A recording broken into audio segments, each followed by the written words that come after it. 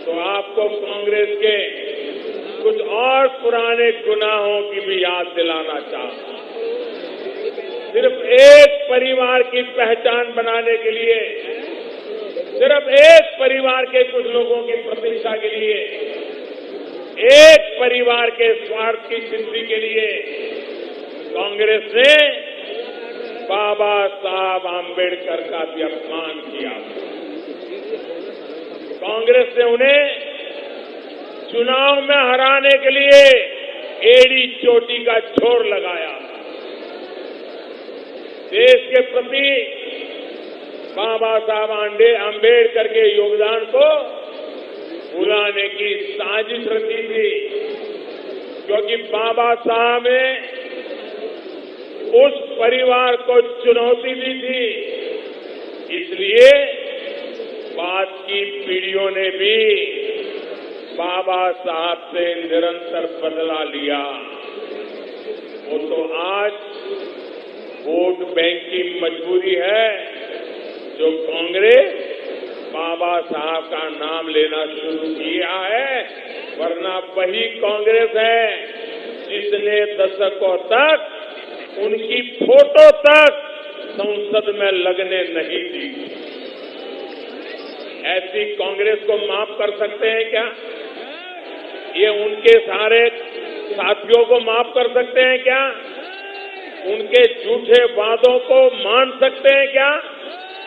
साथियों, उसी दौर में हमारे देश में एक और महान नेता हुए थे, जोगेंद्र नाथ मंडल। आपने शायद उनका नाम भी नहीं सुना। आपने उनका नाम इसलिए नहीं सुना क्योंकि आजादी के बाद की कांग्रेस सरकारों ने उनके उन इतिहास को भी आपके सामने नहीं आने दिया। साथियों, जोगेंद्र नाथ मंडल बाबा साहब के बहुत करीबी साथी थे, कानून के बहुत बड़े विद्वान थे, लेकिन जीना के बहकावे में आकर बंटवारे के समय वो पाकिस्तान चले गए। वो पाकिस्तान के पहले कानून मंत्री बने, वहां का संविधान बनाने में बड़ी भूमिका निभाई, लेकिन इसके बावजूद पाकिस्तान में उनको अपमानित किया गया। एक विशेष वर्ग का होने की वजह से पाकिस्तान में उनका जीना मुश्किल कर दिया गया।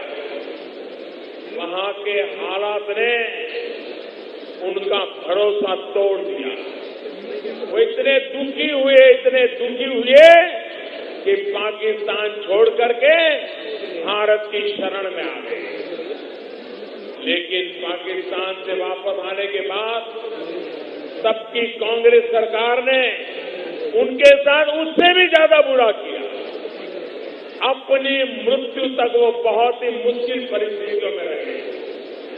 आज मैं आपको उनके बारे में इसलिए बता रहा हूं क्योंकि इतिहास में छिपे तथ्यों को जानना और उनसे सबक लेना जरूरी है। ये सबक ही आपके वर्तमान और भविष्य को मजबूत करेंगे। साथियों, बाबू जगजीवन राम जी के साथ भी कांग्रेस ने यही किया। आज उनकी जयंती पर बाबू जगजीवन राम जी को मैं नमन करता हूं। बाबू जगजीवन राम ने अपना जीवन गरीबों के कल्याण के लिए समर्पित कर दिया। बाबू जी दो चीजें चाहते थे, एक मजबूत भारत और दूसरा लोकतांत्रिक भारत। अब हमने पाकिस्तान को उसकी हरकतों का मुंहतोड़ जवाब दिया था, तब बाबूजी भारत के रक्षा मंत्री थे। लेकिन इस देश में केवल एक ही परिवार की जुई हजूरी करने वाले लोग देश के इतिहास में एक गौरवशाली नेतृत्व के लिए बाबूजी को कोई श्रेय नहीं देते हैं। बाबूजी आपातकाल के खिलाफ आवाज उठाने वाले सबसे पहले कांग्रेसी नेता थे। उन दिनों में जब तत्कालीन प्रधानमंत्री का डर लोगों में भरा हुआ था, जब लोगों को गिरफ्तार किया जा रहा था, बाबूजी ने कहा था कि लोग इस संघर्ष के परिणामों से बिल्कुल भी न डरे। बाबूजी जिन बातों में विश्वास किया करते थे, उन सभी बातों पर आज कांग्रेस की वजह से एक खतरा मंडरा रहा। आप महसूस कीजिए कि आज बाबूजी की अगर जीवित होते, एयर स्ट्राइक और सर्जिकल स्ट्राइक पर सवाल उठाने वाले कांग्रेस और विपक्ष के आचरण के कारण उन्हें कितनी पीड़ा होती। यदि कांग्रेस और महामिलावट वाले जीतते हैं तो बाबूजी के आदर्शों का कभी सम्मान नहीं होगा। भाइयों और बहनों,